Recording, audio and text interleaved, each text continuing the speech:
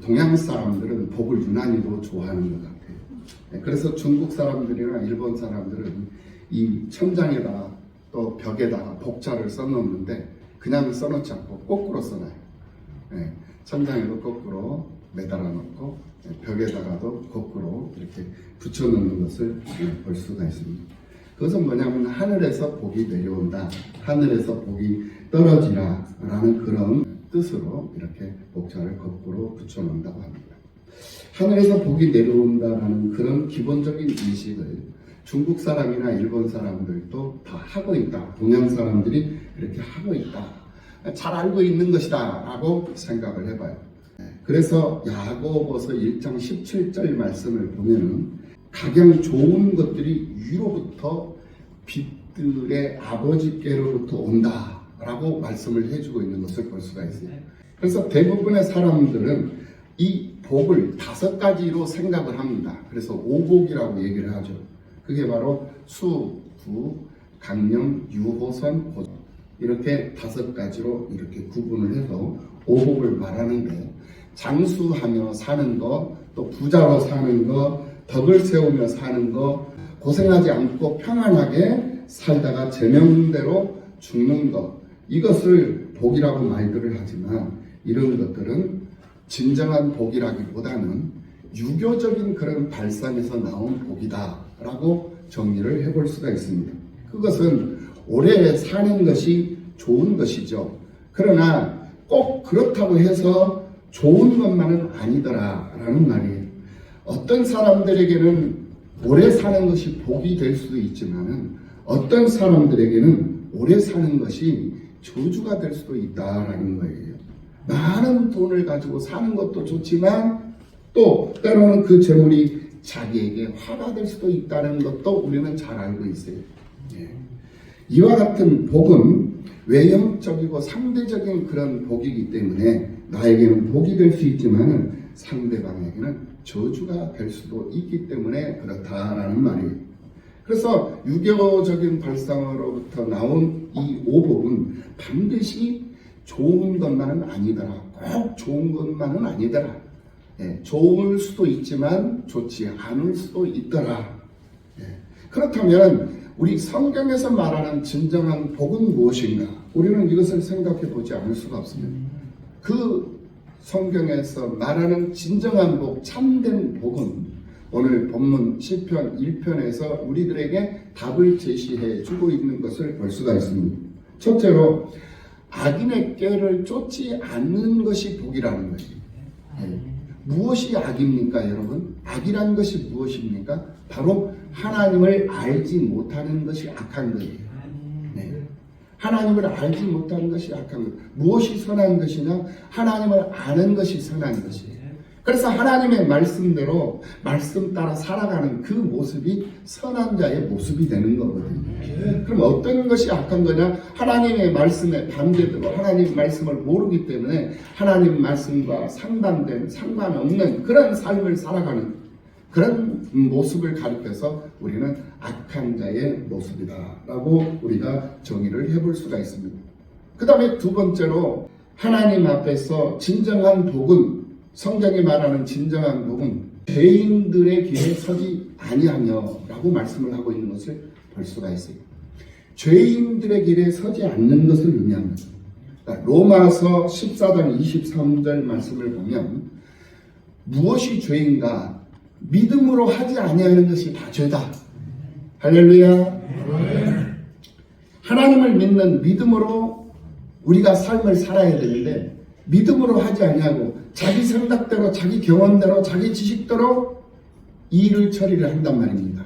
그것이 바로 하나님 앞에는 죄가 된다라고 말씀을 하고 있는 것을 볼 수가 있어요.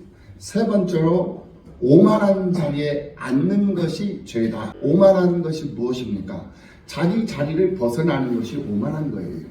남의 자리에 앉아 있는 거예요. 그것이 바로 죄다. 그러니까 정리를 하면 복 있는 사람은 악인의 꾀를 쫓지 아니하고 죄인들의 길에 서지 아니하고 또 오만한 자리에 앉지 아니하고, 이것이 바로 진정한 복을 있고 복 있는 자로서 세상을 살고 있는 사람들의 모습이다 라고 우리가 정의를 해볼 수 있다라는 말씀입니다. 그리고 네 번째로 말씀하시는 것이 뭐냐? 바로 하나님을 즐거워하면서 살아요. 사는 것, 세상 즐거움 따라 사는 게 아니에요. 내 기분, 내 감정으로 즐거움에 빠져서 사는 거예요. 이것은 하나님이 기뻐하시는 즐거움이 아니라 나 자신 스스로 쾌락에 빠져있는, 내 스스로가 방종함에 빠져있는, 방탕함에 빠져있는 즐거움이, 이것은 멸망으로 가는 길이에요. 하나님은 절대 기뻐하시라. 이거는 복 있는 사람들이 하는 행위가 아니에요. 복스러운 사람들의 행위가 아니라는 거예요. 정말로 성경이 말하는 복 있는 사람은 바로 하나님을 즐거워하는 것이다. 왜 하나님을 즐거워하느냐? 하나님은 선이시기 때문에 그렇다. 그래서 선한 일을 좋아하고 선한 일을 하는 것을 즐거워하고 선한 것이 좋은 것이고, 이것이 바로 복 있는 자의 모습이다라는 거예요. 그리고 다섯 번째로 하나님의 말씀을 주야로 묵상하며 사는 거예요.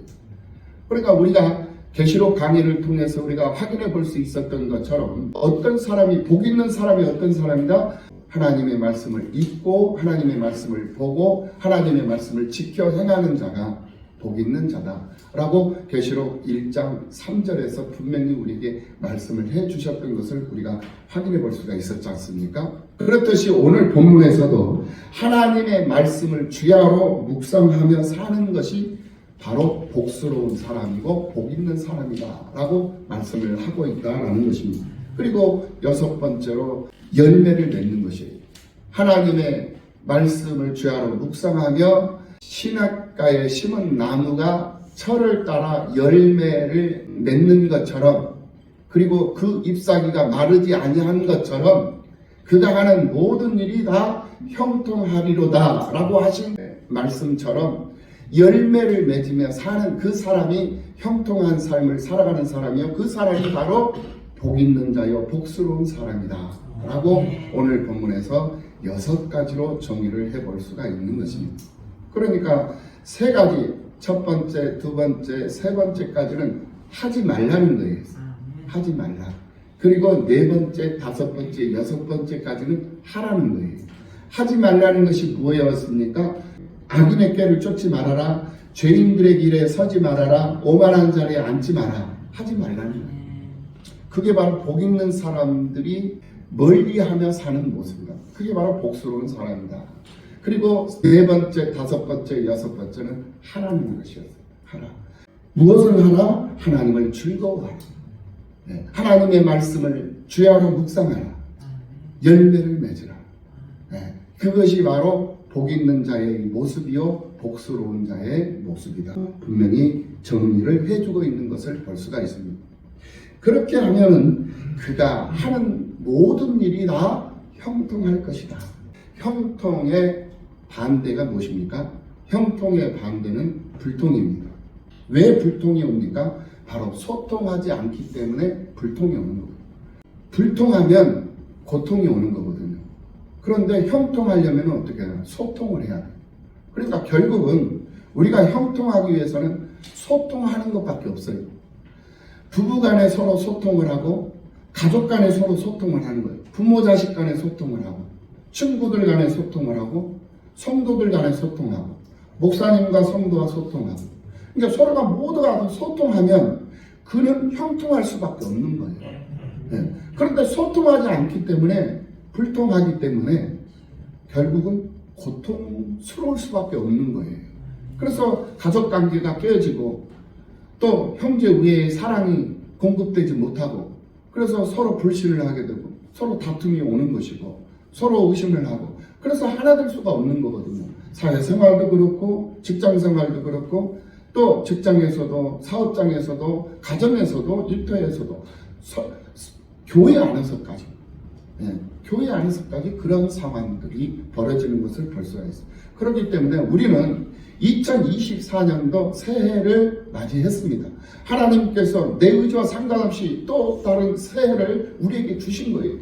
그러면 우리는 내 의지와 상관없이 하나님이 주셨으니까 그 주신 거 아멘하고 받아들일 수밖에 없는 거예요. 안 받아들여도 하나님이 주신 거기 때문에 어쩔 수 없는 거예요. 그렇다면 우리는 귀한 받았으니 이 한 해를 어떻게 살 것인가? 내 마음대로, 내 스타일대로, 내 인생은 내 것입니까? 내 생각대로 그냥 살 것인가? 아니면은 하나님이 주셨으니까 하나님이 기뻐하시고 하나님이 즐거워하시는 뜻을 따라서 하나님 말씀 따라 말씀대로 이 한 해를 시작하며 살아갈 것인가? 이게 굉장히 중요한 거예요. 이 선택을 통해서 우리가 이 2024년도가 성공적인 한 해가 될 수도 있고, 이 선택으로 인해서 실패한 한 해가 될 수도 있고, 이 시작점이 그만큼 중요한 거거든요. 그래서 오늘 우리는 이 시편 1편 말씀을 하나님께서 우리에게 주셨으니 이 말씀을 꼭 붙잡고 복스러운 사람으로서, 복 있는 사람으로서 한 해를 출발을 했으니 그 한 해가 12월 30일, 금년도 12월 30일은 어김없이 우리에게 오잖아요. 12월 31일이 되었을 때 하나님 앞에 무한한 감사의 조건들이 많이 넘쳐서 그 감사의 조건들로 인해서 얻어진 그 열매들을 하나님 앞에 마음껏 드리고 마음껏 나눌 수 있는 여러분들의 삶이 되시기를 예수님의 이름으로 축복합니다. 우리는 세상을 살면서 하나님의 사람으로 세상을 살고 있는 사람들이에요. 그런데 세상을 사는 그 사람들의 모습을 보면 참 엉뚱한 사람들이 있는 것을 볼 수가 있습니다. 그 엉뚱한 사람들이 어떤 사람들이냐? 바로 상황에 어울리지 않는 그런 삶을 살아가는 사람들이라. 우리는 하나님이 이런 상황을 주시면 이런 상황에 적응을 해야 할 의무가 있어요. 또 이런 상황을 주시면 이런 상황에 적응을 해야 할 의무가 있는 거예요. 그러면 즐거운 상황이 올 수도 있고 기쁜 상황이 올 수도 있고 성공적인 상황이 올 수도 있고 보람 있는 상황이 올 수도 있지만, 때로는 실패한 상황이 속상한 상황이 올 수도 있고 또 괴로운 상황이 올 수도 있고 내가 원치 않는 그런 상황이 올 수도 있어요. 이것을 가리켜서 우리는 변수라고 부르는 거거든요. 예측 불허의 상황들이 온단 말입니다. 그럴 때 하나님을 믿는 믿음의 사람들은 늘 감사하며 하나님 앞에 그것을 맡기고 사는 거거든요. 내가 내 힘으로 하려고 하면은 감당하기 어려워요. 그래서 좋은 것을 내 힘으로 내가 즐겁고 그걸 감당하려고 하면은 그게 넘쳐버려요. 예. 그래서 그것 또한 하나님 앞에 넘치는 그 모습 또한 하나님 앞에 범죄하는 모습이 되는 거거든요. 그리고 또 잘못된 그런 부분들에 있어서는 하나님 앞에 모자람이 보이는 거예요. 그럼 모자라도 하나님 앞에는 죄가 되는 것이고 넘쳐도 하나님 앞에는 죄가 되는 거거든요. 그러면 하나님 앞에서는 넘쳐서도, 이 넘친다라는 것은 뭐냐면은 자기 자리를 벗어나는 거거든요. 오버하는 거예요. 그러니까 미치지 못해도 하나님 앞에는 부끄러운 것이 되고, 그것이 너무 오버가 돼도 넘쳐도 그것이 하나님 앞에는 부끄러움이 되는 거예요. 그래서 우리는 복 있는 사람이기 때문에 복스러운 삶을 살아가고 복 있는 자로서의 삶을 살아야 하는데, 그렇지 못하고 엉뚱한 행동을 하면서 사는 그런 사람이 되어서는 안 된다는 거예요. 예를 들어서 태풍주의보가 내렸는데 무인도 갯바위에서 낚시질을 하는 사람들이 있어요. 태풍주의보가 내렸으면 무인도로 들어가면 안 돼요. 갯바위 낚시하면 안 되는 거예요. 그럼에도 불구하고 꼭 갯바위 낚시를 가가지고 낚시질을 하는 사람들이 있다라는 거예요. 홍수주의보가 났는데도 계곡에서 야행을 하는 사람들이 있어요. 예. 이런 사람들을 가리켜서 엉뚱한 사람들이다, 해서는 안 될 일을 하는 사람들이다, 대설주의보가 났는데 산에 올라갔다가 조난을 당한 사람들이 있는 것을 볼 수가 있어요. 이런 행위들을 하고 엉뚱한 행위들을 하고 있는 것을 볼 수가 있어요. 우리는 하나님의 사람들인 줄로 믿습니다. 하나님의 사람들은 엉뚱한 일을 하면 안 돼요. 하나님이 기뻐하는 일을 하면서 하나님을 기뻐하시는 삶을 살아가는 그런 일에 집중하며 살아야 해요. 그 일이 뭐냐?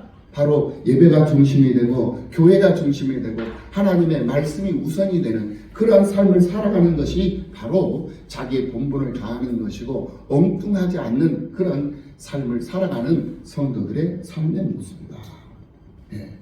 자기 자신을 지키는데 성공한 사람이 이거는. 그런데 예배 중심적인 삶을 살아야 할 성도들이 예배 중심적인 삶을 살지 않냐고, 하나님 앞에 선별되고 구별된 자로 삶을 살아야 되는데 구별된 자로 구별이 되었음에도 불구하고 불구하고 구별된 자로 살지 아니하고 세상 구별되지 않은 사람들처럼 똑같이 그렇게 살아버린다면 그 사람은 자기 자신을 관리하는 데 실패한 사람이다 라고 평가를 해볼 수가 있을 것입니다. 예수 믿는 사람이 우상 숭배자들과 함께 어울리면서 사회생활을 한다면 그 사람 또한 자기를 지키는데 실패할 가능성이 많아요. 왜냐하면 예수를 믿지 않는 사람들은 주일날 산에 가요. 그리고 낚시를 가고 골프장에 가고 자기들의 즐거움에 빠져 있단 말입니다. 그런데 예수를 믿는 사람은 교회를 나와야 되잖아요. 그런데 예수를 믿지 않는 사람들과 어울리니까 교회를 나올 수가 없는 거야. 그래서 세상 사람들이 즐거워하는 그쪽으로 빠질 수밖에 없는 거예요. 그래서 자기 자신을 지키기가 얼마나 힘들고 어려운 거예요. 어떤 사람들은 그것을 핑계 삼아가지고 그 사람들을 전도하려면 그 사람들과 어울려야 되지 않냐 이렇게 얘기를 하는데 그 사람들을 전도하기 위해서 주일에는 교회에 나와가지고 그 사람들을 위해서 기도하는 거예요. 그러니까 자기 본분, 자기 포지션을 지키면서 살으라는 거예요. 하나님께서 거룩한 직분을 주셨잖아요. 하나님께서 주신 그 거룩한 직분을 빼앗기지 말고 그 직분을 지키면서 살아야 된다는 거예요. 세상 사람들과 어울린다고 해서 그 사람들을 전도하게 해서 세상 사람을 어울리게 해서 세상으로 가버리면 하나님을 멀리하는 것이고 하나님과 떠나게 되는 것이고 그 순간 하나님과의 소통의 관계는 깨져버리는 것이고 그럼 불통이 되는 것이고 하나님과 막히는 것이고 그럼 소통이 되지 않기 때문에 불통이 되어버리기 때문에 결과는 고통이 온다는 거예요. 그럼 그 사람을 전도하기는커녕 오히려 나는 그 사람에게 물이 들어가지고 세상 사람으로 다시 돌아가 버리는 그러한 경우들이 많이 있는 것을 볼 수가 있습니다. 오늘 2024년도를 맞이하는 오늘 우리 남자 섬김교회 이곳에 함께 하신 여러분들만큼은 하나님께서 주신 직분을 그 고유한 직분, 그 거룩한 직분을 소중히 여기시고 어떤 환경적 조건이라 할지라도 그 직분을 빼앗기지 않는 그 사명을 빼앗기지 않는 여러분들의 삶이 다 되시기를 예수님의 이름으로 축원합니다. 그래서 자기를 지키기 위해서 예배를 사모하며 예배자로 사는 그것밖에 내가 살 수 있는 길이 없다라는 것을 기억하고 고백하면서 주일 예배, 수요일 밤 예배, 금요 기도에만이라도 열심히 참석을 해서 신앙인으로서의 본분을 다할 수 있는 여러분들의 2024년도 이 새해가 되시기를 예수님의 이름으로 축원합니다. 이런 마음가짐으로 오늘 이 새해를 맞이한 여러분들에게 요구되는 그런 자세, 그 자세가 바로 오늘 복 있는 사람으로, 복스러운 사람으로 살아가는 6가지의 내용이 되는 것입니다. 믿음 안에 있는 자기 자신을 영적으로 지키는 데 실패하면 그 사람은 새 속에 물들고 마는 것입니다. 그런 새 속에 물이 들어버리면 신앙생활 대부분이 실패하는 그러한 한 해를 살아가게 되어버리는 거예요.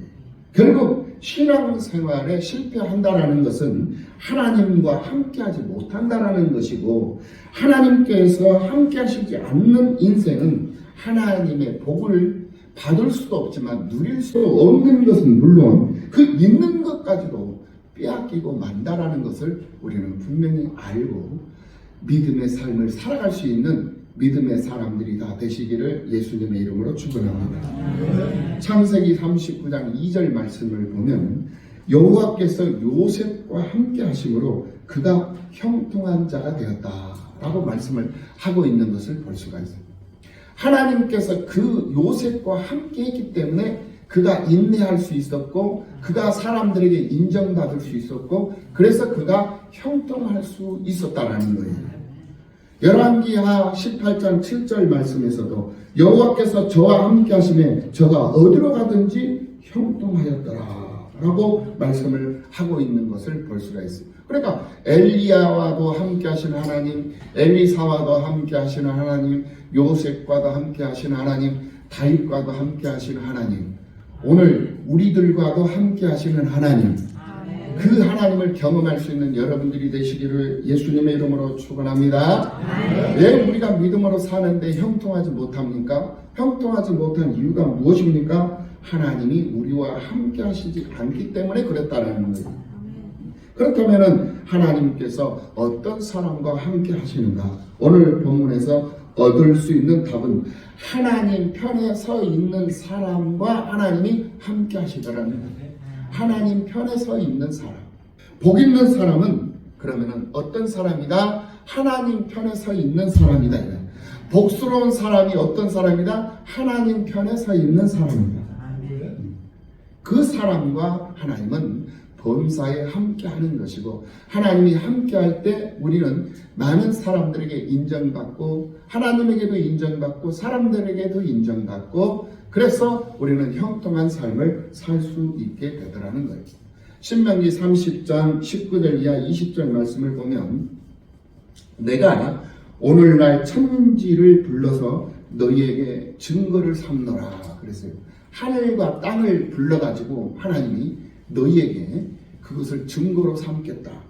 내가 생명과 사망과 복과 저주를 네 앞에 두었은즉 너와 내 자손이 살기 위하여 생명을 택하고 내 여호와 하나님을 사랑하고 그 말씀 순종하며 그에게 복종하면 그는 내 생명이고 그는 하나님은 내 생명이고 내 장수의 복이 되리라.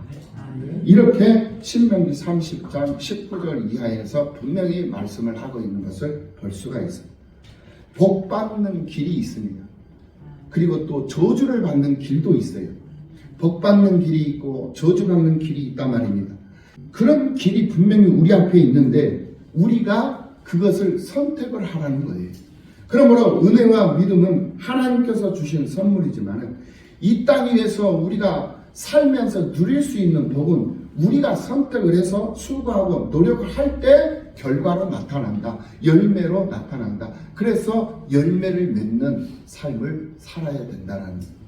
그래서 건강의 열매도 맺고 물질의 열매도 맺고 사랑의 열매도 맺고 은혜의 열매도 맺고 전도의 열매도 맺고 헌신의 열매, 수고의 열매, 모든 우리 삶 속에서 그 열매들이 얼마나 많습니까? 우리가 맺어야 할 열매들은 수천 가지, 수만 가지다라는 거예요.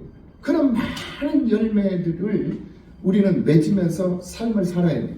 그래야 열매들을 많이 맺어놔야 나와 함께하고 있는 그 사람들이 그 열매를 따서 먹을 것 아니겠습니까? 그 사람들에게 유익한 것을 나눠줄 수 있는 사람이 되는 것 아니겠습니까? 네. 할렐루야. 그러니까 우리는 삶을 조금 살아온 사람들은 열매를 조금밖에 못 맺어요. 그런데 삶을 오랜 삶을 살아온 사람들은 많은 열매를 그 인생 속에서 많은 열매를 맺으면서 살아온 사람들이거든요. 그러니까 어른들 옆에 가면은 얻을 것도 많고 먹을 것도 많아요. 네, 그게 바로 오랜 삶을 살아온 그 사람 곁에서 삶을 살아가는 그 사람의 복이거든요. 그러니까 어른들 옆에 있으면은 먹을 것도 많고 얻을 것도 많다라는 게 뭐냐면은 이 지혜와 경험은 돈을 주고도 살 수가 없는 거예요. 돈으로도 살 수 없는 것이 경험과 지혜거든요. 그래서 늘 열매가 많이 열매 맺어져 있는 그 어른들 옆에, 그리고 어른들 곁에서 우리가 항상 함께하는 삶을 살아가야 돼. 그래야만이 우리에게는 축복이고 우리에게는 삶의 길이 열리는 것이고 우리에게는 하나님의 영광까지도 임하는 역사가 임한다라는 사실을 기억하시고 어르신들도 가깝게 함께 할 수 있는 여러분들의 이 새해가 되시기를 예수님의 이름으로 축원합니다. 어르신들도 가깝게 대하면서 함께 그 지혜를 배우고 경험을 얻기 위해서 같이 지내는 거예요. 그래서 건강한 가정은 부모님이 계시고 또 형제들이 있고 자녀들이 있는 그 가정이 건강한 가정이에요. 그런데 건강하지 못한 가정은 부모도 안 계시고 형제들도 없고 자녀들도 없는 혼자 있는 그 가정은 건강하지 못한 가정에서 내가 지금 살아가고 있는 그런 증거가 되는 거예요. 그러므로 우리는 건강한 가정을 꿈꾸고 건강한 가정을 이루기 위해서 우리가 힘쓰고 애쓰며 노력하고 소망하면서 살잖아요. 할렐루야. 그럼 건강한 가정을 이루기 위해서는 어떻게 된다? 부모님을 모시고 또 형제들과 함께하고 또 자녀들도 많이 두는 그러한 가정을 이루며 살아야 합니다. 이게 바로 건강한 가정이고, 그런 건강한 가정이 많이 있잖아요. 그러면 그 가정이, 그런 건강한 가정들이 많이 있는 그 지역은 건강한 지역이 되는 것이고, 건강한 나라가 되는 것이고, 건강한 민족이 되는 거예요. 할렐루야. 그런 건강한 그런 가정을 이루기 위해서, 그런 건강한 교회를 이루기 위해서 하나님 앞에 꿈을 꾸고 하나님 앞에 기도하며 2024년도 이 새해를 출발하는 여러분들의 삶이 되시기를 예수님의 이름으로 축원합니다.